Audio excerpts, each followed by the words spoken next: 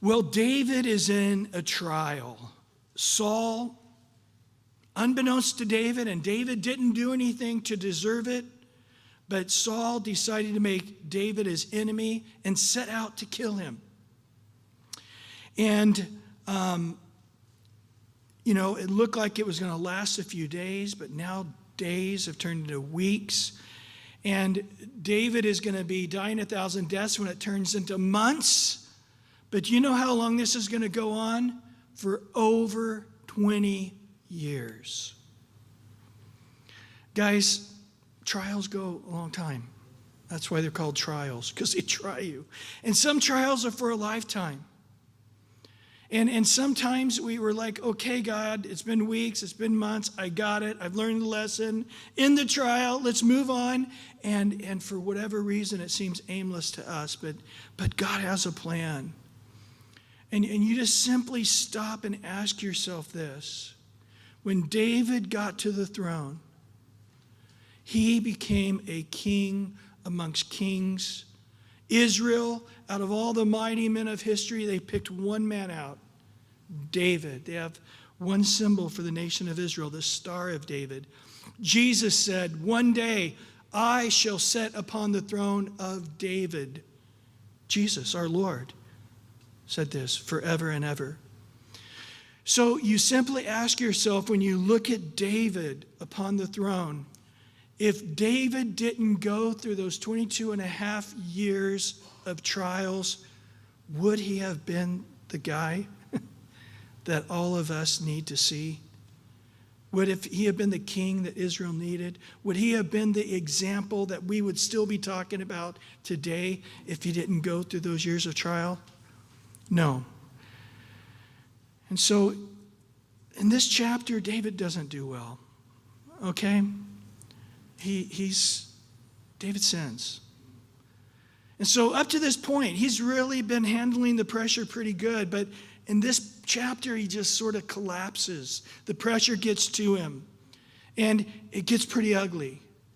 And we're going to see David have some great chapters, and we're going to see David have some horrible chapters. And the thing that we're going to see is exactly what we see in our life. We have good chapters, we have bad chapters, right? But God is faithful. And no matter how bad the chapter was, God was still David's God. And the gifts and the callings that God had upon David's life, he never rescinded. And he never considered it.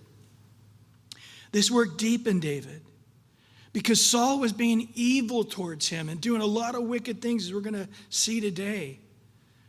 And not once, but twice, Saul supernaturally was in the presence of David. He came into a cave out of the 1,000 caves of En-gedi. He chose the one that David and his 400 men were hiding in. And he came in by himself to go to the bathroom. And these guys are going, this is God. Kill him. And David wrestled. And then later on, David came down into the camp of Saul, and God had put all the thousands of men, including Saul, into a deep supernatural sleep. And his right-hand man, Abishai, said, just let me take the spear, stab him through. This is God taking you out of your trials, delivering you from your enemies, justifying you. You can go straight to the throne. And David, it was deep in him. The gifts and the calling of God is irrevocable. Doesn't matter what Saul has done, he is king, and I will not touch the Lord's anointed. God doesn't want Saul as king anymore. God raises up, the psalm says, and God brings down. God's going to have to do it, not me. And so both of those situations that looked like God was delivering David from his enemies, Saul, was actually a deep test. And David's the only one that passed it. But it was deep. And with David, the same thing. He would go through some very dark, sinful, difficult times. But God's calling on his life, his anointing on his life, never stopped. And that's an important issue that we're going to discover. Well, in 1 Samuel 21, verse 1, now David came to Nob. There was various places that the tabernacle parked. Remember, they came out of Egypt. They built the tabernacle, and it was movable. And at this particular place, the tabernacle, where the Holy of Holies, where the temple, the tabernacle where God's presence was, the Holy of Holies, and the menorah, and all of these things were there. It was at a place called Nob. And Ahimelech was the high priest at that time, and Ahimelech was afraid when he met David and said, "Why are you alone and no one with you?" You know, when you really look at this, it digs deep. Because David was alone, and there was nobody with him. His wife, Michal, helped David escape, but then she told everybody, "David tried to kill me, that's why I had to do that." His best friend, Jonathan, who loved each other with the deepest love that one can love one, was geographically separated from David. David couldn't be with his own family. He had to put them in hiding in the country of Moab. David couldn't be around anybody, and nobody could be around David. And David was alone. And there is one answer to this: Saul. Saul has done me wrong. And he is bringing this pain, this loneliness, this difficulty. I am separated from my wife, my best friend, my family, my country. And just understand, guys, that we're all going to be in that place. We're all going to be in that place. For whatever reason, Satan is out to steal, kill, and destroy. He puppets people at times. He pulls strings just to be evil. What purpose in this? No purpose. It's just Satan being Satan, and there are evil men that are just evil. And it causes your life to be incredibly lonely, incredibly painful. You know, the reason I'm really bringing this up is I actually had a couple of people this week who were just absolutely in torment because of the Christmas holidays coming up. Because their families, like a lot of people's families, are fractured. And as they're heading into the holidays, it just causes that hurt to be amplified times a million. And the only thing they want about the holidays is just to be over. Because it just creates in them this pain of what the family should be coming together, but it's not. I can sort of take it in bits and pieces, you know. Part of my family was invited to that wedding, but other parts weren't. And they had a birthday party, I wasn't invited. And they're mad and they're upset and they're hurt. And it's just this the division. But all of a sudden, at the holiday times, it's just there should be this oneness, this closeness. They're kind to everybody else in the world, but their own brother or sister or mother or child and it just digs deep. And it hurts profoundly. And there's just that point where the aloneness, it becomes so painful that the only comfort is the thought of death itself. This is the time of year that hospitals fill up. People literally feel like they're dying. And it's because of that emotional pain. And it does break down their body and turn into something physical, a flu or a heart condition, or it does turn into a physical thing. I'm not questioning that. But it started with this hurt. You know, as I wrestle with this, and I've been there, guys. I have been there, and I really hate that people are afraid to talk about their weakness because it makes them ashamed, makes them vulnerable. But I've been there.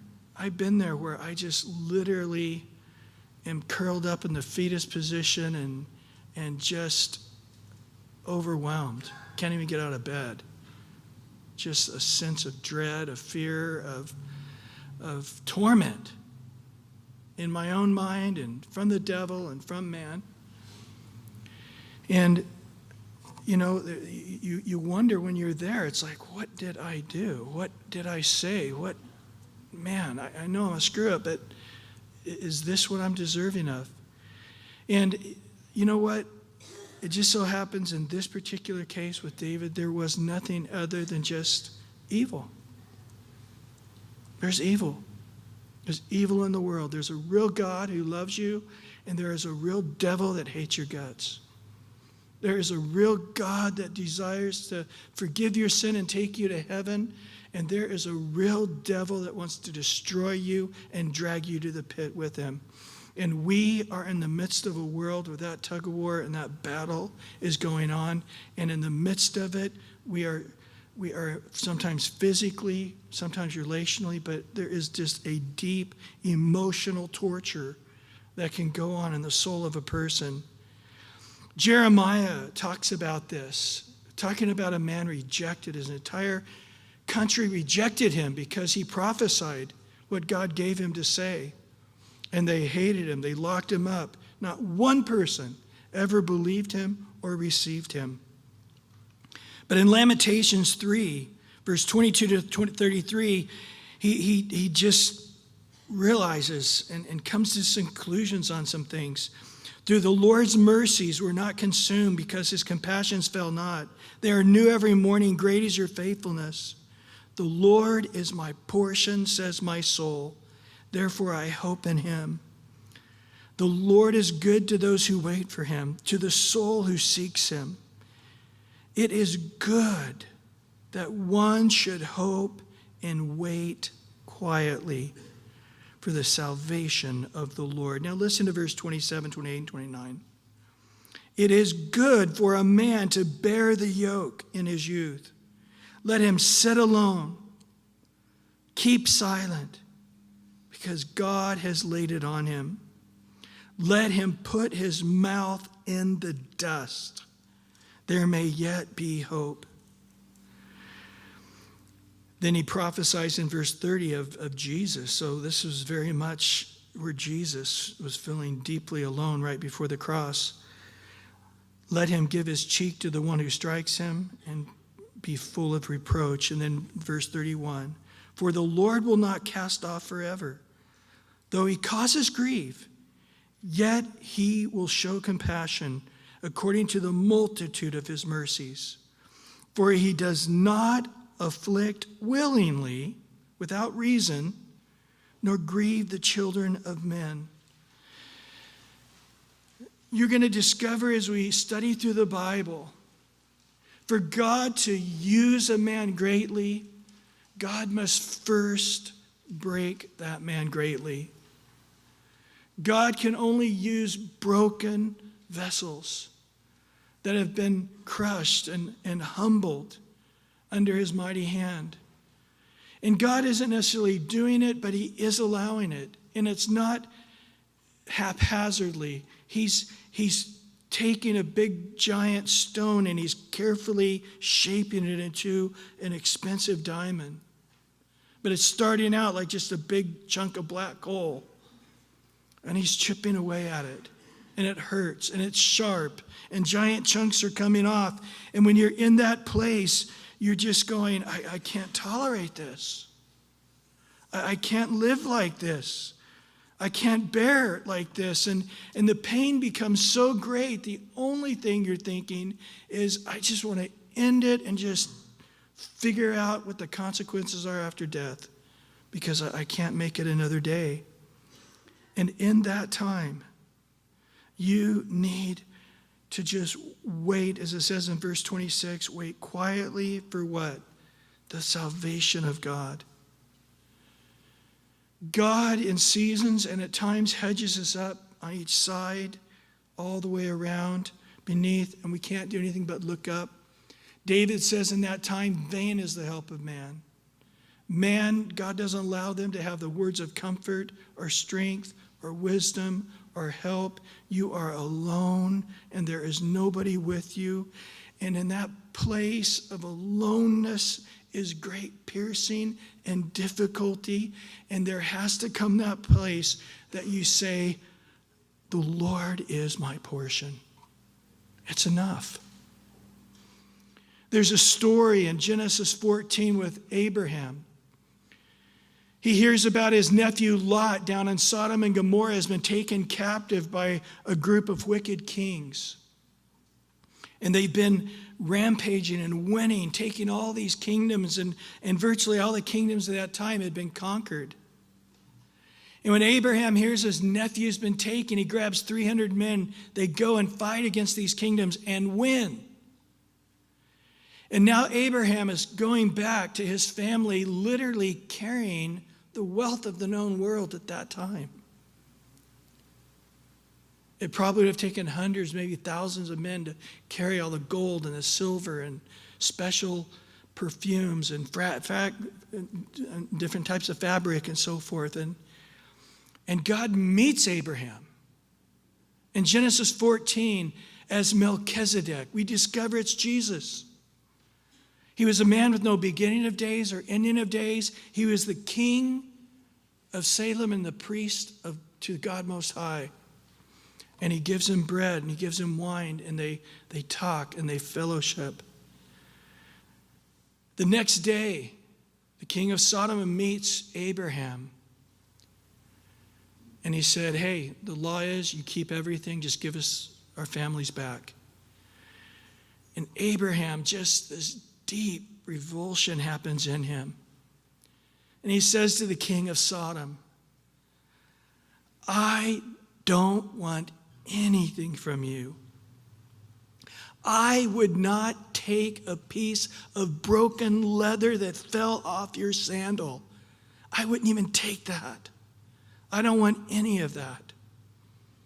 And in chapter 15, God meets him, and Abraham comes to this place, and he says, the Lord is my shield and my portion.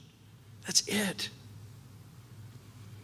I can be arrested, thrown into a jail cell in isolation. That's a good way to go crazy. But there is that place where God's bringing us that the Lord is my portion.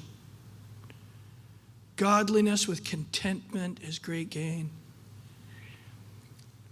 To be the wealthiest man in the world is a man who needs nothing more. And God was bringing David, God's bringing us to that place that men fail us, men hurt us. The devil uses men to speak evil of us and to try to rip and tear. In Psalm 73, it's a fantastic psalm, but it was basically the psalmist stumbling, just saying, I'm not going to follow God anymore because living a righteous life does not pay. I can tell you, I'm looking at the wicked people, and they're doing much better off than the people that are trying to do things honestly and fairly and righteously. And when he was comparing just his observations, he got stumbled. And in Psalm 73, verse 16 and 17, he says, when I thought how to understand this, it was just too painful for me. I just couldn't bear it. I'd wished for death. It was just hurt so bad, so deep. It ripped and tore and pierced in the scar of my soul. Until I went into the sanctuary of God. Then I understood their end. That I came in that pain and that sorrow and that aloneness, feeling wronged, And in that place, I just came into the sanctuary of God. And this is, we are individually the sanctuary of God, but God's people getting together in his name. This becomes God's house. This is the sanctuary of God. God's given the gift of worship, the gift of preaching the word, to speak, to heal us, and to get our eyes focused on God. And we come into this sanctuary of God. And then I understood, and he goes on in verse 25 to say this: whom have I in heaven but you? And there is none upon this earth that I desire besides you. My flesh, my heart fell. Maybe that's where you're at right now.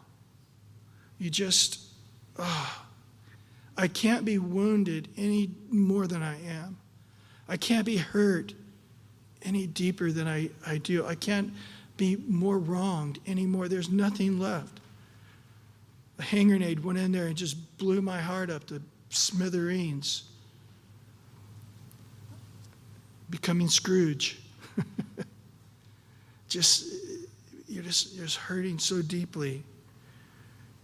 And when I was in that place, but God is the strength of my heart and my portion forever. He just came to the place to say, God, it's you. My mother and father have forsaken me, yet, Lord, you haven't forsaken me. Vain is the help of man. Worthless is the pieces of metal and silver and diamonds and fabrics. And what are you going to do with that? Naked you came in this world, naked you came out. What am I doing here? I'm letting man just cause me to go deeper and deeper into this darkness with bitterness and anger and hurt, and I'm just sinking, and I can't keep doing this because the only thing that comforts me is the thoughts of death, and I can't. It's not a way to live. That's not what it's supposed to go on. What am I going to do? And he finally just comes back to that place once again. It's you, God. You are the reason that my flesh and my heart just need to stop failing, because it's in you, God, are my strength. You are my portion. It's you, Lord, that I'm putting all my hope, all my fellowship, all my intimacy, all my desires into that place. Well, may God heal you. And let me just pray right now. Lord, if there's some this morning, Lord, you've brought this rhema word, Lord. I just know right now that people are feeling some joyful. They're in a season of their life. They have no idea what I'm talking about, and thank you for that. But there are other people that are just suffering greatly. And the holidays seem to just make it worse. Lord, don't let that be the way for them. You be the reason for the season. Jesus, just you fill their heart right now with your healing power and bring about a mighty work in their soul. And let them rejoice in you, and let you be their portion in this season. In Jesus' precious name. Well, back in 1 Samuel chapter 21, verse 2, so David said to Ahimelech the priest, the king has ordered me on some business and said to me, do not let anyone know anything about the business on which I send you or what I have commissioned or have commanded you, and I've directed my young men to such and such a place. So David just lies. Don't try to soften it. Don't try to spin it. Don't try to give some kind of explanation for it. The Bible doesn't try. Don't you try. Just simply say, David is just lying his silly head off here. He came to Ahimelech. He'd just been with Samuel, remember? And he told Samuel, hey, here's the truth. Saul's trying to kill me. I don't know why, blah, blah, blah, blah. And they start praying, and Saul starts sending men to kill David, and God's Spirit falls on him.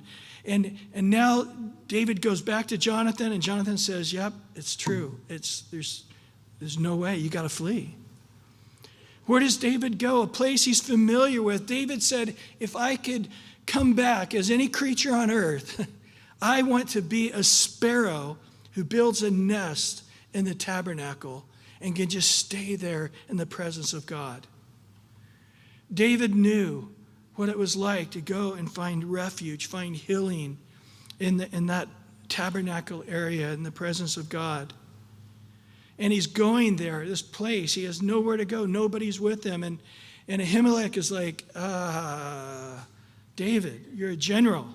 You've always got a group of men with you, a few hundred captains and lieutenants, and you usually got swords and spears, and I don't know what's going on here. Something is just not setting right. Oh, okay, yeah. And there's David. Maybe he just didn't even have a jacket. He just jumped on a horse.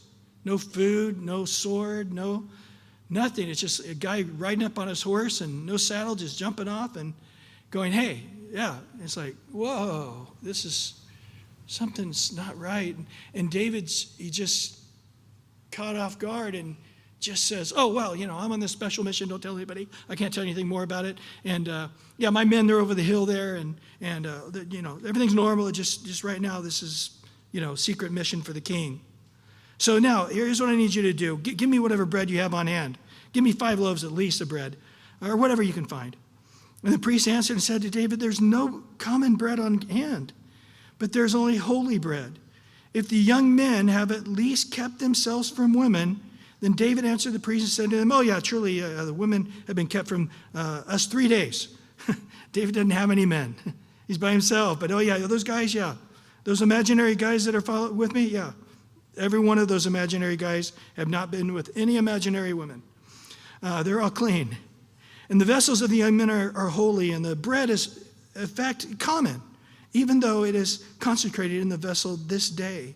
So the priest gave him the holy bread, for there was no bread there but the showbread, which had been taken from before the Lord in order to put hot bread in its place on the day when it was taken out. Now, Leviticus 24 explains that God was going to make a special table to be in the temple.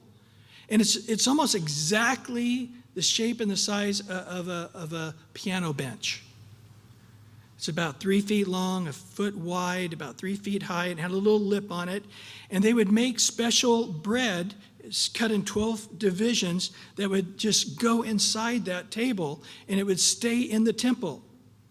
And so when the priests were serving and they get hungry, they could just reach over and grab some bread and eat it and keep working. But it was only for the sons of Aaron. But at the end of the time, when it was getting bad and they needed to replace it, they would just take it and put it in a bag, and they would take it home and let the whole family eat it. But it was still for Aaron and his families. So you say, well, why is this an important story? Because Jesus makes it an important story. When the Pharisees were coming down on his disciples for taking pieces of grain and eating it on the Sabbath, which according to the law is perfectly lawful, but not according to the Pharisees' law. You see, the rabbis through the history and then the Pharisees, they kept adding to make themselves holier, making the Sabbath day stricter and stricter and stricter.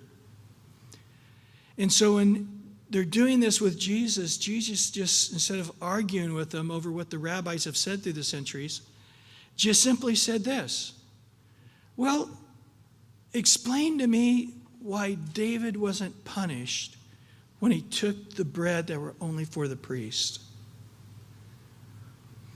And they couldn't answer him. And in Matthew chapter 12, in verse 5, he says, have you not read in the law that on the Sabbath the priests of the temple profane the Sabbath and are blameless? That you're supposed to rest on the Sabbath day, but the priests work hard on the Sabbath day, ministering to the people. Yet, even though they're laboring, they're not condemned. Yet I say to you that in this place there's one greater than the temple. But if you had known what this means, I desire mercy and not sacrifice, you would not have condemned the guiltless. For the Son of Man is the Lord even of the Sabbath.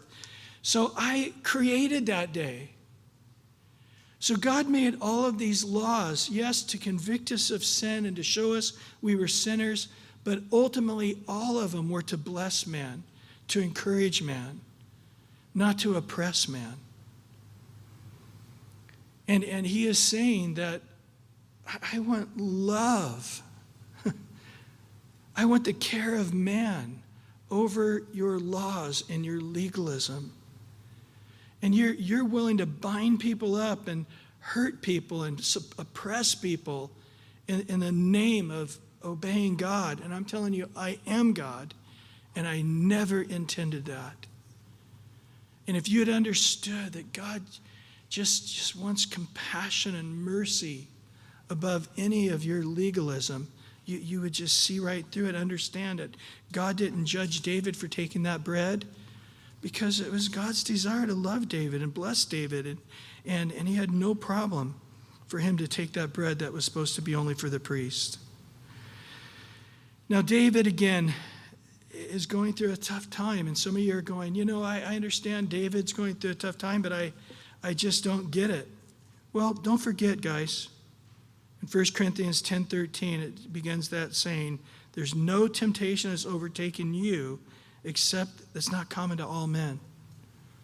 The fact is we're all the same stuff.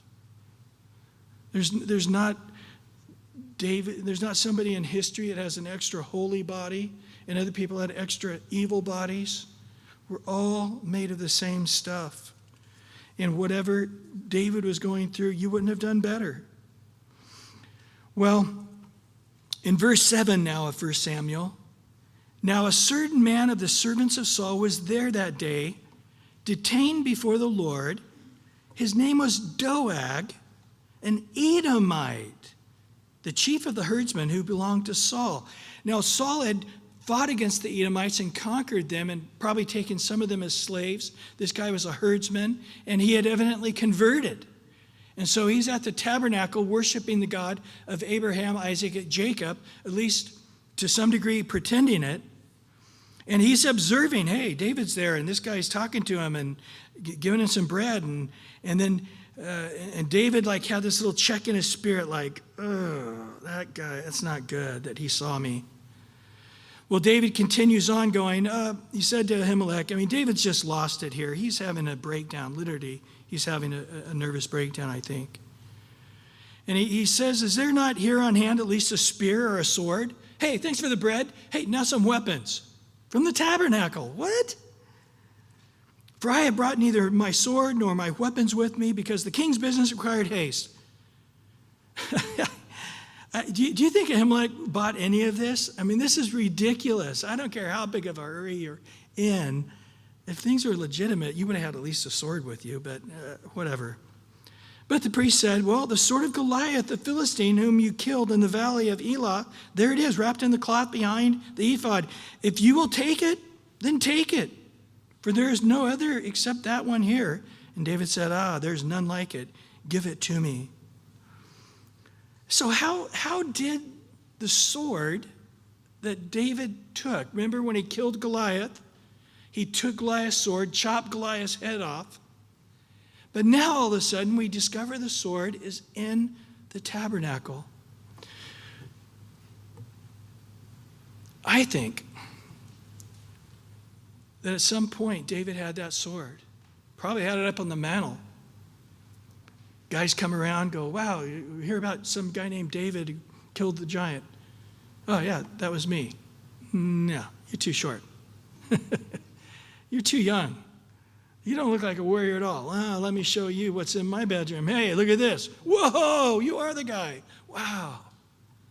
But at some point, David realized, this is not good for me. God, you did it. It wasn't my slingshot. It wasn't my power as a soldier. God, you gave me that victory. And at some point, I believe in worship, David came and gave that sword at the altar and just said, God, it's you. You've done it. You killed Goliath. This is your trophy.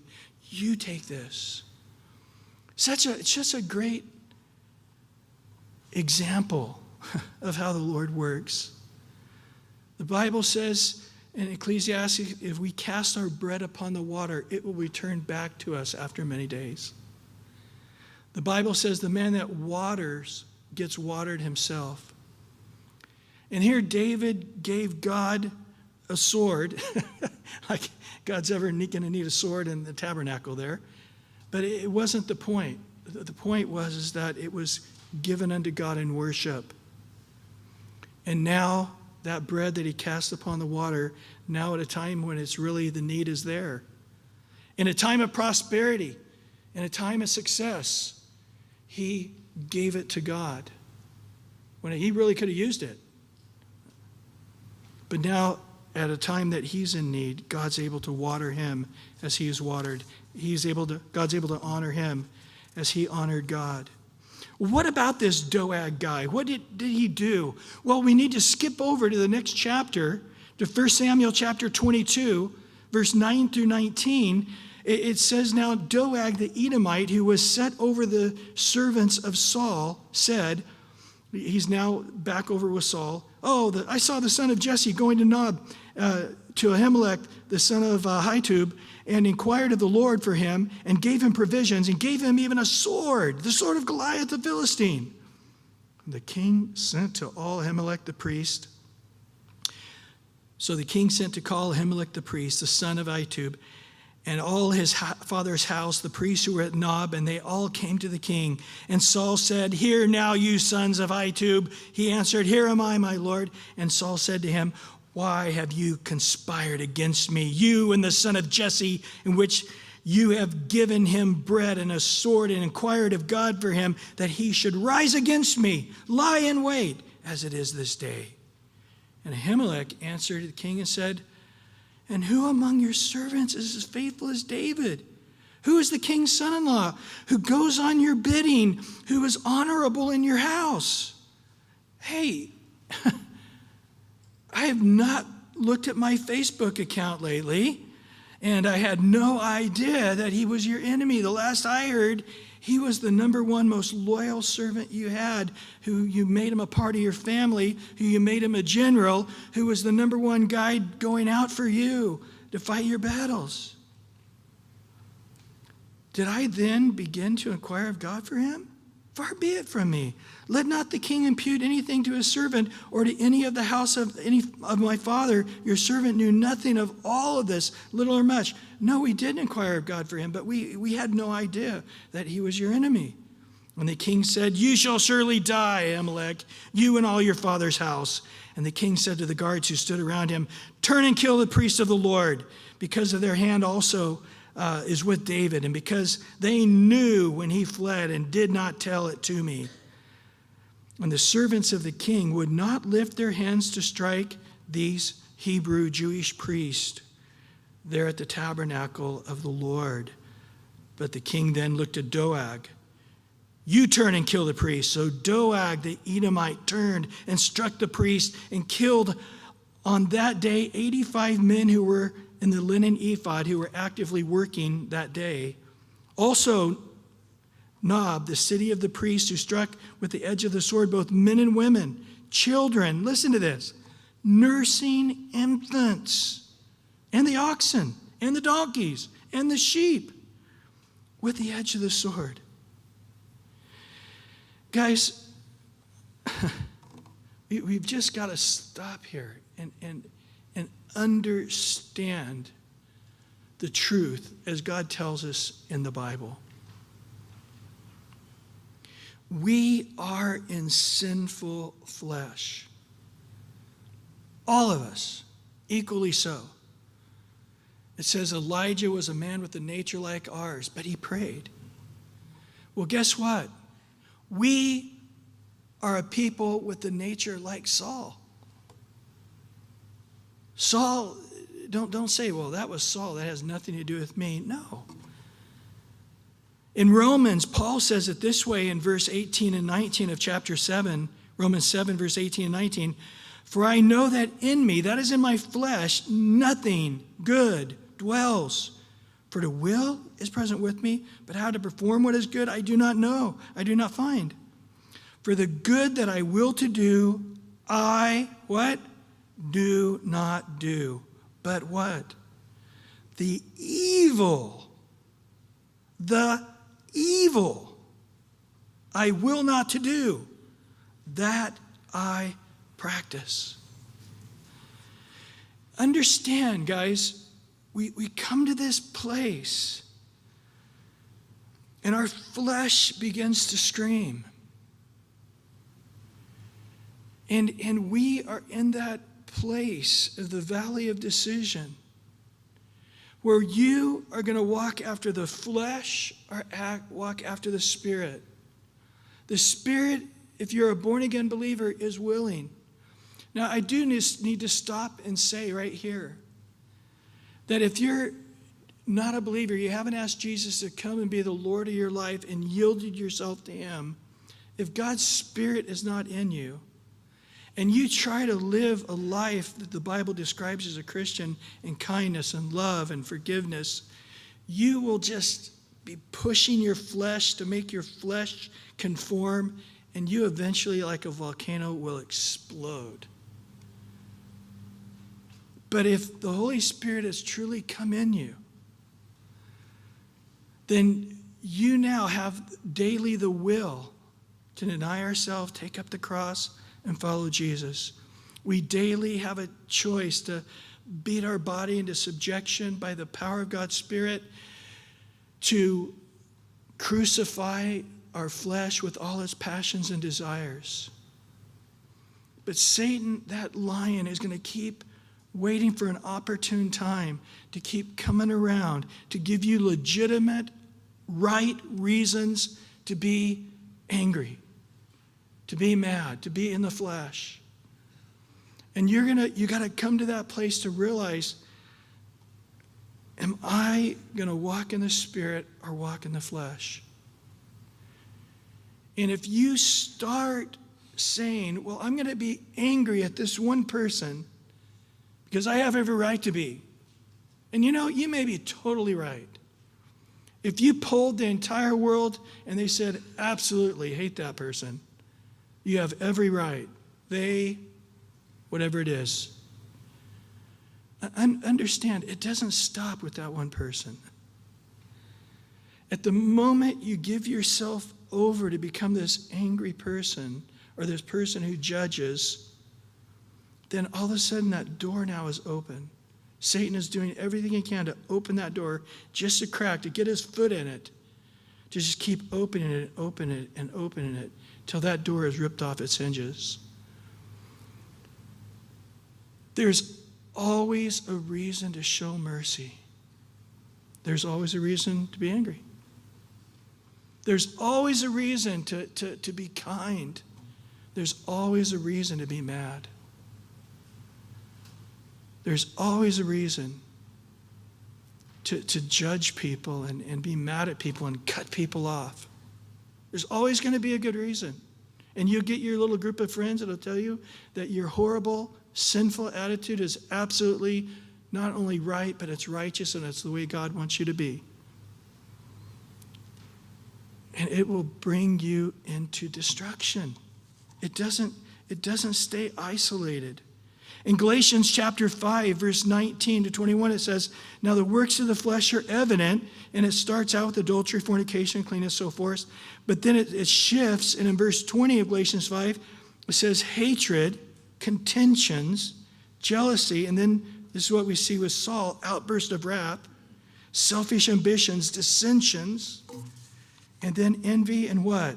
Murders. And then he goes on, drunken rivalries and the like. Looking at that one particular thing, selfish ambitions, in James 3, verse 14 to 16. But if you have bitter envy and self-seeking in your hearts, do not boast and lie against the truth. This wisdom does not descend from above, but is earthly, sensual, demonic. For where envy and self-seeking exist, what? Confusion and every evil thing are there. It starts out earthly. Well, you don't know what my neighbor did to my fence. You know how much work I put into that fence, and then he just slammed that shed up against it, and nails sticking out, and I have a right to be angry. That's all I'm going to be angry at is my neighbor over that thing. You think it's going to stay isolated? Once you gave your permission to be angry there, it's going to keep growing. You've opened the door. Satan's got in there. kicked it open a crack. It says in Ephesians chapter 4, verse 26 and 27, be angry, do not sin, do not let the sun go down on your wrath. What? Nor give place to the devil. It starts off earthly. Then it fills your senses. It feels so right to be right. It feels so right to be just. It feels right to be judgmental. It feels good to be the righteous person and seeing how unrighteous everybody else is. And then it goes right to where Satan has you. In Hebrews 12, verse 14 and 15, it says, pursue peace with how many people? All people, in holiness, without which no one will see the Lord. Looking carefully lest anyone fall short of the grace of God, lest any root of bitterness spring up and cause trouble, and by this many become defiled. You say, oh God, I love you. Oh, I have peace with God. It's just people are idiots sometimes. That's my only problem. You know what God says? You have peace with me, but I don't have peace with you. Because those are the people I died on the cross for. Those are the people I'm working with. That's my bride. You just said my bride's ugly. You just called my bride an idiot. And the fact is that nobody's perfect. I love them. And so I don't have peace with you. It goes two ways here. You need to be at peace with all men. I'm at peace with all men, and you want me to be at peace with you. There's something I'm doing there, and you think, oh, I'm going to control it. I'm going to contain it. I can let this exist over here with this one person, and this is as far as it's going to go. Well, think about Saul. There was a point where he's like, man, I can't have David around here. And remember, he said to his daughter Michal, when she hid David, he said, you've betrayed me and helped my enemy. What happened there? When did David become his enemy? Only in his mind. It was this thing going around in his brain. And here we are a few days later, and it went from trying to kill David to now it's defiled many.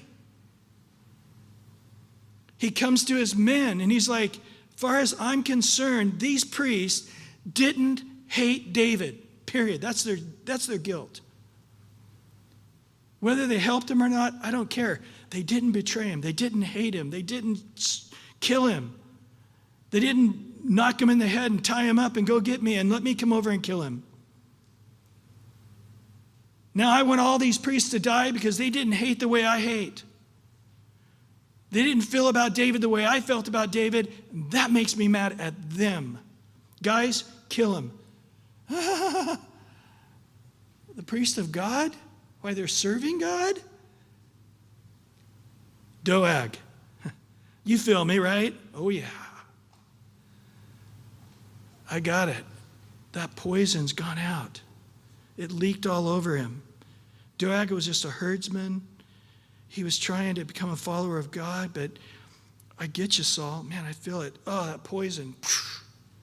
He starts killing the priests that are working. Then he starts killing the other priests and their wives. Oh, that one's there is breastfeeding. Doesn't matter. Kill the baby and her both.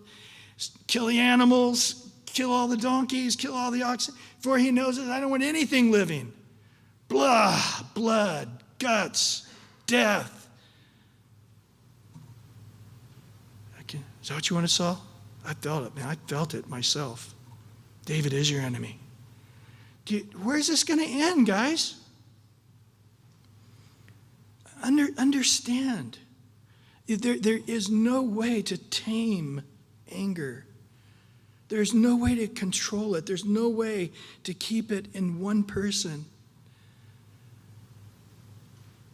And all of a sudden, you become this person that becomes earthly, and then you're living by your senses, and then the devil's got a hold of you. He's slung open that door, and now everybody's idiots.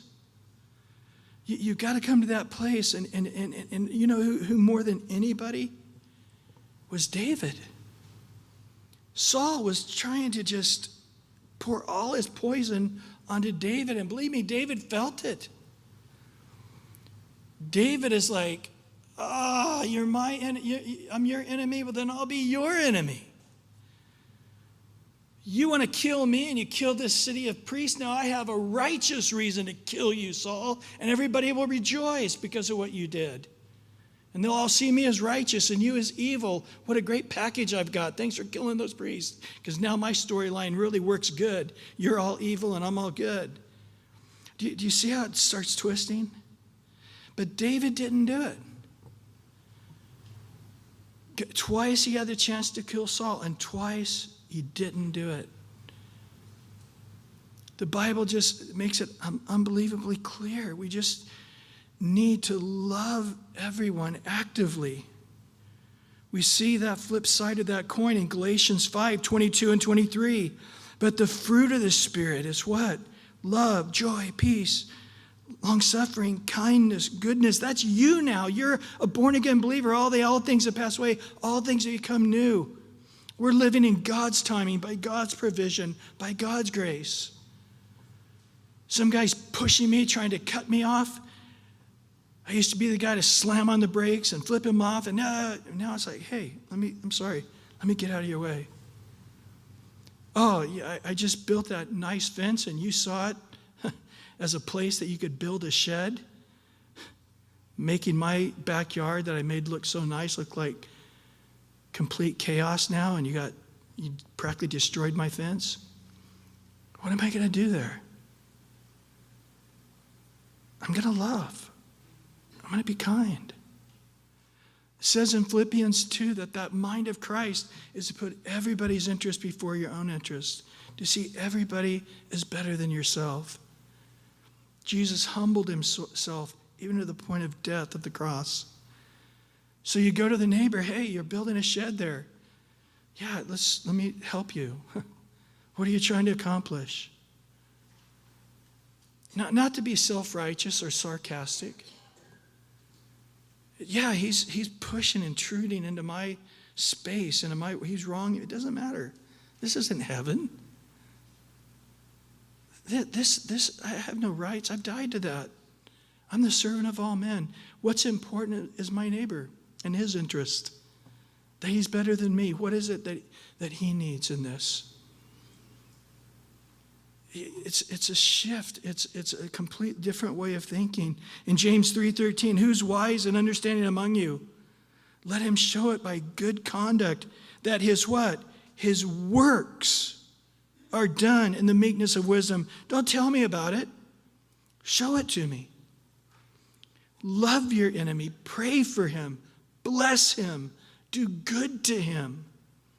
Don't set in neutral, going, I'm not mad, I'm not mad, I'm not mad, I'm not going to do evil, I'm not thinking it. Okay, look at me, God, I'm Switzerland. Aren't you proud of me? I'm not wronging anybody who's all these evil jerks. I'm not saying they're jerks. I just did, I'm sorry. It's not going to work. You pray for them. You go to them. You greet them.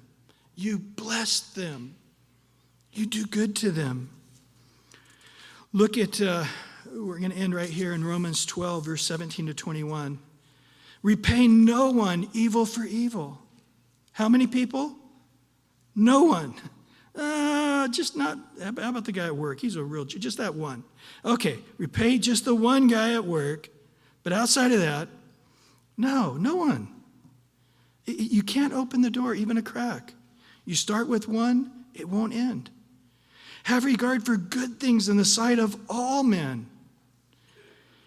If it is possible, as much depends on you, live peaceably with how many? All men. Beloved, do not avenge yourself, but rather give place to wrath, for it is written, vengeance is mine, I will repay, says the Lord. So if that gives you a little satisfaction that eventually God's going to bring it all to light and he's going to deal with it as sees right in his sight, I got a feeling he's going to be more merciful than you want. But therefore, if your enemy is hungry, what? Feed him. If he's thirsty, give him a drink. For in so doing, you will heap coals of fire upon his head. Do not do what Saul did. What did Saul do? He was overcome by evil. But this we must do. Overcome evil with being neutral, with not being evil. No. You have to overcome evil with good.